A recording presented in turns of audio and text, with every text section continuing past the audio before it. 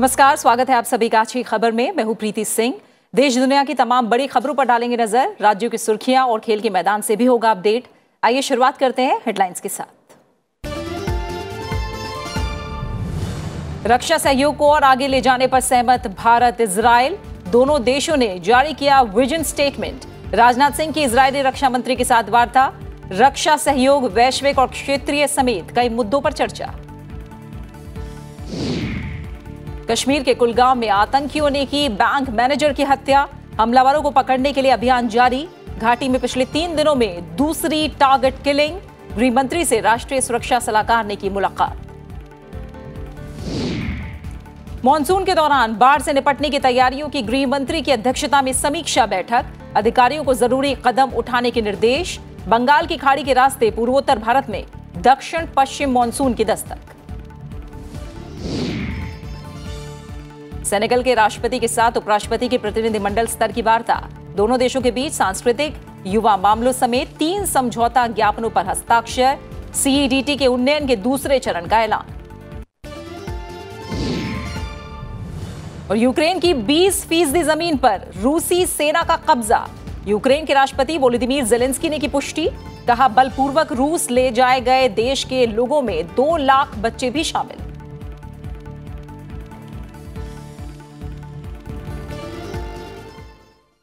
और हेडलाइंस के बाद एक नजर उन खबरों पर जो दिन भर सुर्खियों में रही। केंद्रीय शिक्षा मंत्री धर्मेंद्र प्रधान ने कहा है कि नई पीढ़ी को 21वीं सदी के ज्ञान और कौशल से वंचित नहीं रखा जा सकता। ऐसे में सरकार पीएम श्री स्कूल स्थापित करने की प्रक्रिया में है, जो भविष्य के छात्र तैयार करने के उद्देश्य से पूरी तरह आधुनिक सुविधाओं से युक्त होंगे। गुजरात के गांधीनगर में देश भर के शिक्षा मंत्रियों के राष्ट्रीय सम्मेलन के दूसरे दिन केंद्रीय शिक्षा मंत्री ने यह बात कही। मानवीय सहायता का जायजा लेने के लिए विदेश मंत्रालय का एक दल काबुल के दौरे पर है। वहां सत्तारूढ़ तालिबान के सदस्यों से मुलाकात करके भारत की ओर से भेजी जाने वाली सहायता के बारे में यह दल चर्चा करेगा। भारत अब तक 20,000 मीट्रिक टन गेहूं, 13 टन दवा, कोविड रोधी टीके की 5 लाख खुराक, सर्दी में उपयोग किए जाने वाले कपड़े आदि वहां भेज चुका है। Our team will be meeting with representatives of international organizations. As you know, they are involved in distribution of our humanitarian assistance, these international organizations. So they are one focus area. Team will try to visit various places where our programs and projects are being implemented.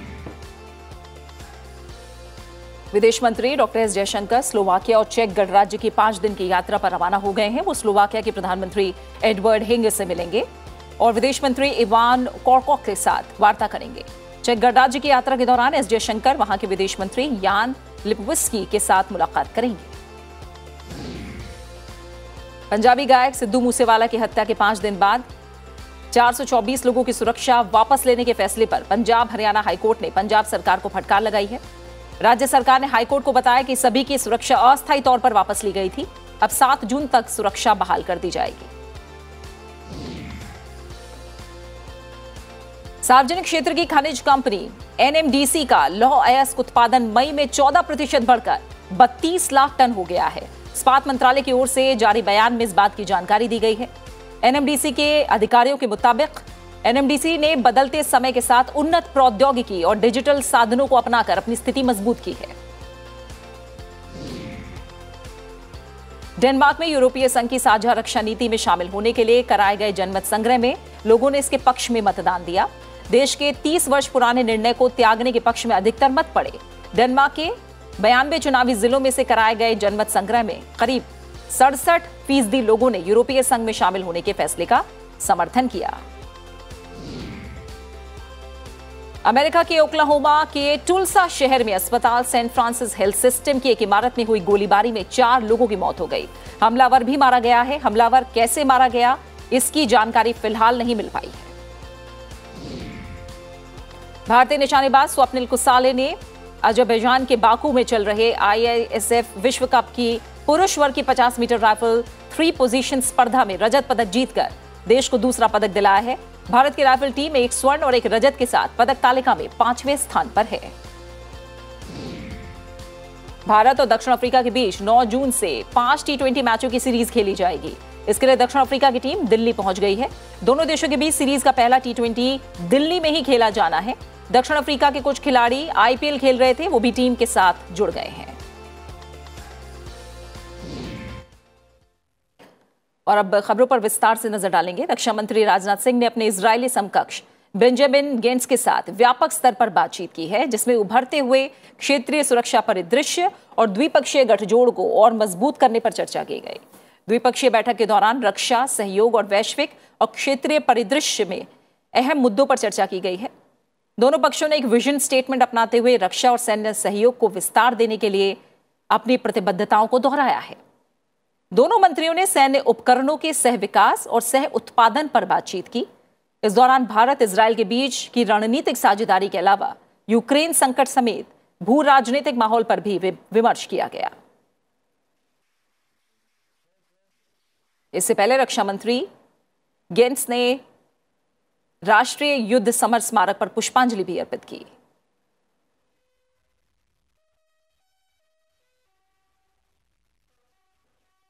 केंद्रीय गृह मंत्री अमित शाह ने monsoon के दौरान देश में बाढ़ की स्थिति से निपटने की तैयारियों की समीक्षा की। गृह मंत्री ने देश की बाढ़ संबंधित समस्याओं को कम करने के लिए एक विस्तृत और व्यापक नीति तैयार करने के लिए दीर्घकालिक उपायों की भी समीक्षा की। दिल्ली में हुई इस उच्च स्तरीय बैठक में केंद्रीय जल शक्ति मंत्री गजेंद्र सिंह शेखावत समेत अन्य अधिकारी भी मौजूद रहे। इस मौके पर संबंधित एजेंसियों ने मॉनसून को लेकर अपनी तैयारियों के बारे में प्रेजेंटेशन दिया।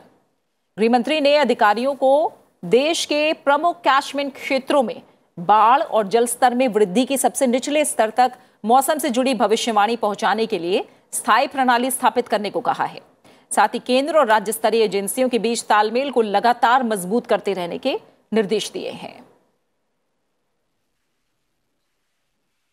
इसके साथ ही मौसम विज्ञान विभाग और केंद्रीय जल आयोग को निर्देश दिया गया है कि वो अधिक सटीक मौसम और बाढ़ पूर्वानुमान के लिए अपनी प्रौद्योगिकियों का उन्नयन जारी रखें।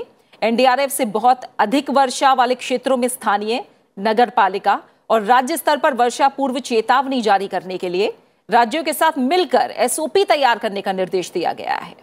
दामिनी ऐप को देश की सभी स्थानीय भाषाओं में भी उपलब्ध कराने के निर्देश दिए गए हैं। दामिनी ऐप 3 घंटे पहले बिजली गिरने की चेतावनी देती है। NDRF ने भी बताया है कि हमारा सभी राज्यों से एक संकलन स्थापित हो चुका है, जिसमें कुल 67 टीम्स राज्यों ने मांगी हैं, जो उपलब्ध करवा दी गई हैं। और उसके सिवा भी 200 से अधिक टीमें हमारे पास रिजर्व में रहेंगी। जहां जरूरत पड़ेगी वहां उसको हम रीइंफोर्स करने के लिए समय सर डिप्लॉय कर पाएंगे। दक्षिण कश्मीर के कुलगाम जिले में आतंकियों ने एक बैंक मैनेजर की गोली मारकर हत्या कर दी है। आतंकियों ने बैंक में घुसकर मैनेजर पर अंधाधुंध गोलियां चलाई। कश्मीर डिवीजन में पिछले 3 दिनों में यह दूसरा हमला है।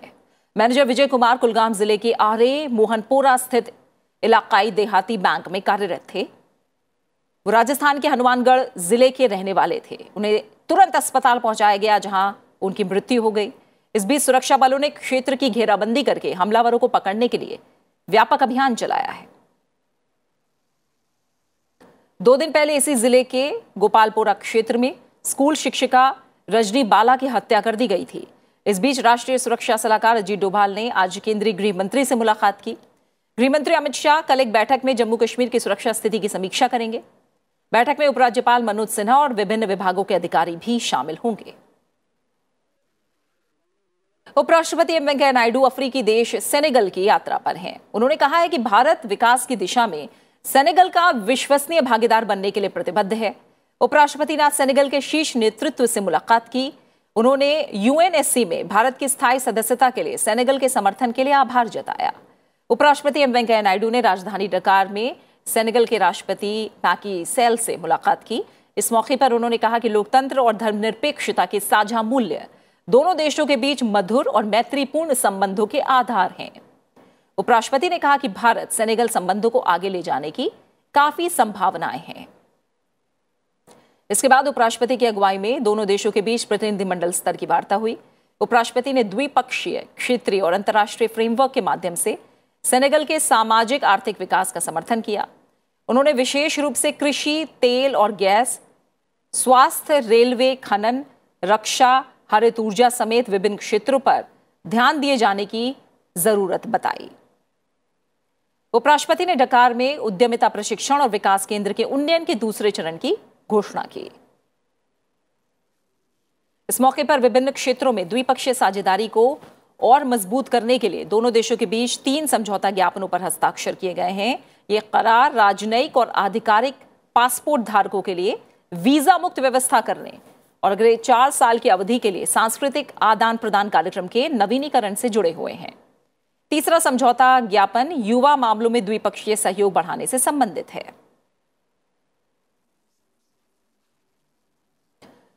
उपराष्ट्रपति एम वेंकैया नायडू डकार में अफ्रीकी पुनर्जागरण स्मारक भी गए। महात्मा गांधी की प्रतिमा पर उन्होंने पुष्पांजलि अर्पित की। ये संग्रहालय अफ्रीकी कला, संस्कृति और इतिहास का भंडार है और इसका उद्देश्य दुनिया में अफ्रीका के सांस्कृतिक और वैज्ञानिक योगदान को उजागर करना है। यहाँ कांस्य और तांबे की बनी 52 मीटर की एक विशाल संरचना है जो अफ्रीकी महाद्वीप की गरिमा और बेहतर भविष्य का प्रतीक है। उपराष्ट्रपति एम वेंकैया नायडू कल सेनेगल पहुंचे थे, जहां डकार हवाई अड्डे पर सेनेगल की ओर से विदेश मंत्री इस्साता टाल साल ने उनका स्वागत किया।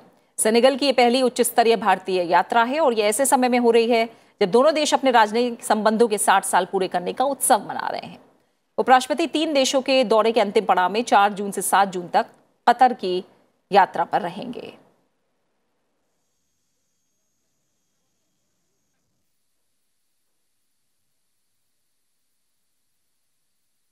और फिलहाल सेनेगल की राजधानी डकार से हमारे साथ मेरे सहयोगी हमारे संवाददाता नवविक्रम सिंह मौजूद हैं। फिलहाल उनका हम रुख करेंगे।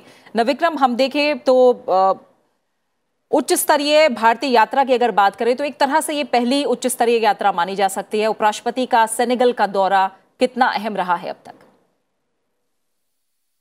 उपराष्ट्रपति कल अपनी सेनेगल यात्रा पर पहुंचे। गैबोन की यात्रा के बाद ये सेनेगल की उनकी यात्रा है। इसके बाद वो कतर जाएंगे। सेनेगल में उपराष्ट्रपति ने यहाँ के जो प्रेसिडेंट हैं उनसे मुलाकात की, उनसे बातचीत हुई और यहाँ इसके अलावा 3 अहम MOU भी साइन हुए हैं। उपराष्ट्रपति ने जोर दिया कि यहाँ दोनों देशों के बीच संबंध और मजबूत हों और बेहतर तालमेल हो।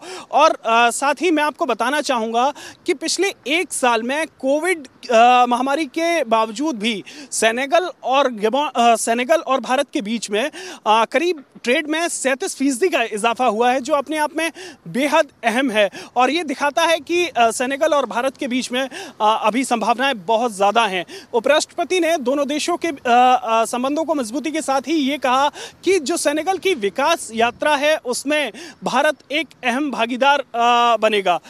मैं आपको एक और अहम बात बताना चाहूँगा कि सेनेगल में जो रेनेसा म्यूज़ियम है वहाँ भी उपराष्ट्रपति गए थे और आसपास यहाँ जो इंडियन डायस्पोरा है उनसे तो मुलाकात करेंगे ही।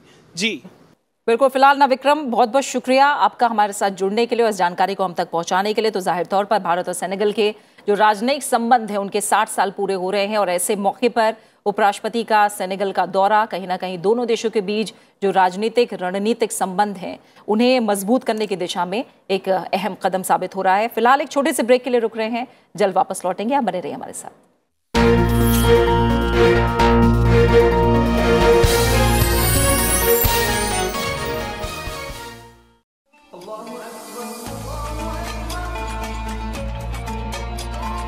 तसव्वुफ, mysticism, रूहानियत,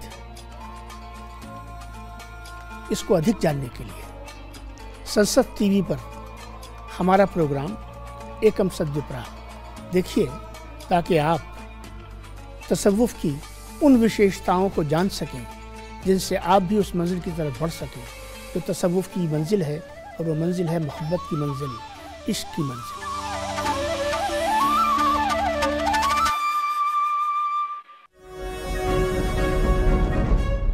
What is the present situation or the status of Jammu Kashmir before abrogation of Article 370 and after abrogation of Article 370? After the abrogation of Article 370, you see justice reaching, democracy reaching, economic development reaching, rights for everybody reaching.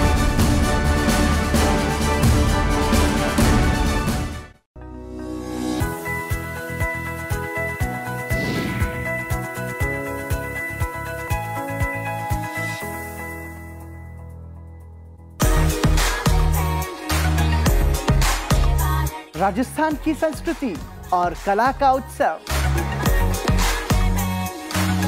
Tribal India से रूबरू करवाता ओडिशा का एक tribal festival. जानेंगे देश की समृद्ध विरासत से जुड़े नए अध्याय के बारे में।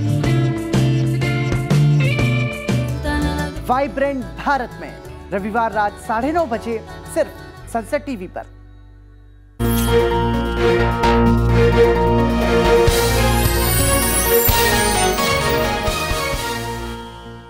और आइए बुलेटिन में आगे बढ़ते हैं और बात करते हैं राज्यों से जुड़ी तमाम बड़ी खबरों की।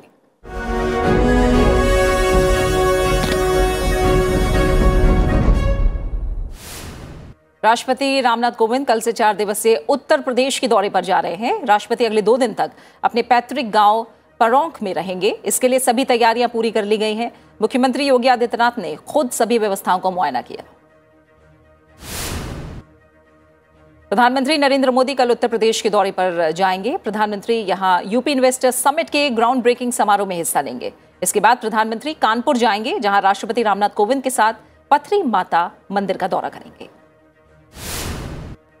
कांग्रेस अध्यक्ष सोनिया गांधी कोरोना वायरस से संक्रमित हो गई हैं। हालांकि वो 8 जून को नेशनल हेराल्ड मामले से संबंधित धनशोधन के आरोपों की जांच के सिलसिले में प्रवर्तन निदेशालय के समक्ष पेश होंगी। प्रधानमंत्री नरेंद्र मोदी ने उनके शीघ्र स्वस्थ होने की कामना की है। पाटीदार नेता हार्दिक पटेल बीजेपी में शामिल हो गए हैं। गुजरात के गांधीनगर में बीजेपी अध्यक्ष CR पाटिल की मौजूदगी में उन्होंने बीजेपी का दामन थामा। कुछ दिन पहले ही उन्होंने कांग्रेस पार्टी से इस्तीफा दिया था। हरियाणा में खेलो इंडिया का आयोजन 4 जून से शुरू होकर 13 जून तक होगा। मुख्यमंत्री मनोहर लाल खट्टर ने कहा है कि इसके लिए सभी तैयारियां पूरी कर ली गई हैं। कार्यक्रम में 25 गेम्स होंगे। कार्यक्रम में लगभग 8,500 खिलाड़ी और कोच मौजूद रहेंगे।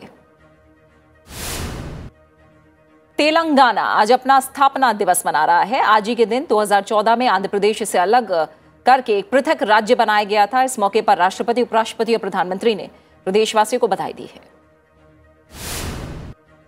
आंध्र प्रदेश के मुख्यमंत्री YS जगनमोहन रेड्डी ने भ्रष्टाचार निरोधक ब्यूरो ACB द्वारा विकसित ऐप लॉन्च की है। इसके जरिए अधिकारियों के खिलाफ भ्रष्टाचार से संबंधित शिकायतें दर्ज की जा सकेंगी और भ्रष्टाचार पर अंकुश लग सकेगा। उत्तराखंड के मुख्यमंत्री पुष्कर सिंह धामी ने देहरादून में स्थित डॉक्टर दून विश्वविद्यालय में नित्यानंद हिमालयन अनुसंधान और अध्ययन केंद्र का उद्घाटन किया। साथ ही एक पुस्तक का विमोचन किया। उन्होंने कहा कि डॉक्टर नित्यानंद का पूरा जीवन अनुशासन, त्याग और कठोर परिश्रम को समर्पित रहा है। पंजाब के मुख्यमंत्री भगवंत मान ने दिल्ली में आम आदमी पार्टी के राष्ट्रीय संयोजक अरविंद केजरीवाल से मुलाकात की। इस दौरान दोनों नेताओं के बीच पंजाब की मौजूदा घटनाक्रम के साथ लॉ एंड ऑर्डर को लेकर चर्चा हुई है। हिमाचल प्रदेश के राज्यपाल आचार्य देवव्रत और मुख्यमंत्री जयराम ठाकुर ने सोलन में 12वें द्विवार्षिक राष्ट्रीय कृषि विज्ञान केंद्र सम्मेलन 2022 का उद्घाटन किया। इसमें देश भर से आए 731 कृषि विज्ञान केंद्र और विभिन्न राज्यों से 1000 से अधिक वैज्ञानिकों और किसानों ने हिस्सा लिया। बिहार में जाति आधारित जनगणना को मंत्रिमंडल की मंजूरी मिल गई है। मुख्य सचिव अमीर सुभानी ने कहा कि जाति आधारित जनगणना पर 500 करोड़ रुपए खर्च किए जाएंगे और फरवरी 2023 तक काम पूरा कर लिया जाएगा। दिल्ली हाईकोर्ट में 3 न्यायाधीशों ने शपथ ली है। इसके साथ ही हाईकोर्ट में न्यायाधीशों की संख्या बढ़कर 47 हो गई है। कार्यवाहक मुख्य न्यायाधीश विपिन सांघी ने तीनों जजों को पद की शपथ दिलाई। जम्मू कश्मीर के शोपियां जिले में एक वाहन में विस्फोट होने से 3 सैनिक जख्मी हो गए। हादसे की जांच की जा रही है। घटना के बाद से पूरे इलाके की घेराबंदी करके तलाशी अभियान शुरू कर दिया गया है। सीबीआई के अधिकारियों ने पश्चिम बंगाल विधानसभा चुनाव के बाद राज्य में हुई हिंसा के मामले की जांच के सिलसिले में तृणमूल कांग्रेस के नेता अनुब्रत मंडल से पूछताछ की। अनुब्रत मंडल पूछताछ के लिए सीबीआई कार्यालय पहुंचे थे। त्रिपुरा में ट्रैफिक ई चालान के लिए पहला वर्चुअल कोर्ट खोला गया है। अगरतला में त्रिपुरा उच्च न्यायालय के मुख्य न्यायाधीश ने इसका उद्घाटन किया। इस कोर्ट के खुलने से अब लोगों को चालान भरने के लिए कोर्ट आने की जरूरत नहीं पड़ेगी। ओडिशा के बेरहामपुर में ऑलिव रिडले कछुआ शावक अपने घोंसलों से निकलकर समुद्र की ओर जाते दिखे। हजारों की संख्या में कछुए समुद्र तट पर दिखाई दिए। डेक्कन क्वीन 93 साल की हो गई है। इस मौके पर इससे LHB कोच के साथ चलाने की तैयारी की गई है। डेक्कन क्वीन को 22 जून से हॉफमैन बुश डिब्बों के साथ चलाया जाएगा। इसके डिब्बे लाल हरे रंग के होंगे।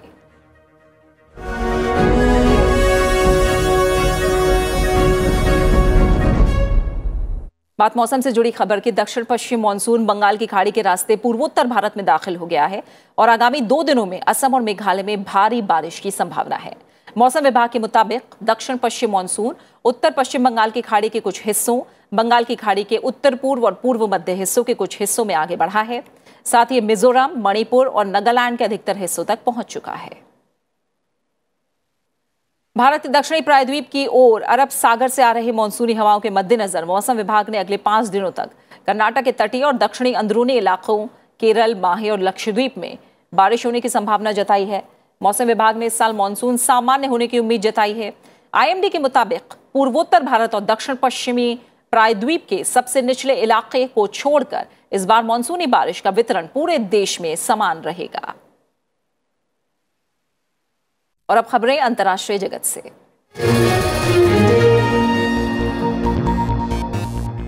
भारत ने श्रीलंका को उर्वरकों की आपूर्ति का आश्वासन दिया है ताकि कर्ज में डूबे इस देश को फसलों के नुकसान को कम करने और आर्थिक संकट से होने वाले खाद्य पदार्थों की गंभीर कमी को दूर करने में मदद मिल सके। श्रीलंका के राष्ट्रपति राजपक्षे के कार्यालय ने बयान जारी करके ये जानकारी दी है। उन्होंने अगले फसल कटाई के मौसम की आवश्यकताओं पर सिंचाई अधिकारियों के एक समूह के साथ बैठक के दौरान कहा कि भारत के प्रधानमंत्री ने उन्हें अगले खेती के मौसम के लिए उर्वरकों की आपूर्ति का आश्वासन दिया है। साथ ही उन्होंने कहा कि उर्वरकों की आपूर्ति लाइन ऑफ क्रेडिट के तहत की जाएगी और खेप के कोलंबो पहुंचने के 20 दिनों के भीतर वितरित की जाएगी। विश्व बैंक के कर्ज के बोझ से दबे श्रीलंका को खेती के आगामी महासत्र के लिए यूरिया उर्वरक की खरीद को वित्तीय सहायता प्रदान करने पर सहमति मिल गई है। महासीजन पूर्वोत्तर मानसून के दौरान सितंबर से मार्च तक चलता है। अभी श्रीलंका में याला सत्र चल रहा है। याला सत्र धान की खेती के लिए होता है। ये मई से अगस्त तक चलता है। रूस और यूक्रेन के बीच युद्ध जारी है। यूक्रेन को बुनियादी नुकसान उठाना पड़ा है और यूक्रेन के करीब 20% हिस्से पर रूस ने कब्जा कर लिया है। यूक्रेन के राष्ट्रपति वोलोदिमीर ज़ेलेंस्की ने खुद इसकी पुष्टि की है। रूसी सैनिकों द्वारा यूक्रेन के पूर्वी शहर पर शिकंजा कसने की खबरों के बीच अमेरिका और जर्मनी ने यूक्रेन के कुछ और उन्नत हथियारों से लैस करने की बात कही है। वहीं राष्ट्रपति वोलोदिमीर ज़ेलेंस्की ने कहा है कि बलपूर्वक रूस ले जाए गए देश के लोगों में 2 लाख बच्चे भी शामिल हैं। इनमें अनाथालय से ले जाए गए, माता पिता के साथ ले जाए गए और अपने परिवारों से अलग हो गए बच्चे सभी शामिल हैं।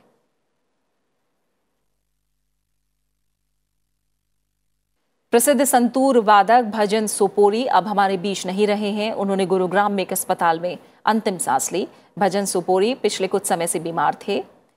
उनका जन्म 1948 में श्रीनगर में हुआ था। उन्हें संगीत विरासत में मिला था।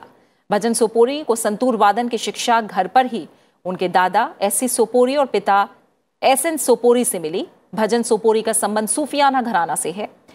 उन्होंने 3 रागों की रचना भी की। उन्हें कला के क्षेत्र में योगदान के लिए पद्मश्री, संगीत नाटक अकादमी पुरस्कार समेत कई राष्ट्रीय और अंतर्राष्ट्रीय पुरस्कारों से सम्मानित किया जा चुका था। और इसी के साथ फिलहाल इस बुलेटिन में इतना ही। जाते जाते आपको छोड़ जाते हैं कुआलालंपुर चिड़ियाघर में मनाए गए पांडा के पहले जन्मदिन की तस्वीरों के साथ। अपना अच्छे से ख्याल रखिए और मुझे दीजिए इजाजत। नमस्कार।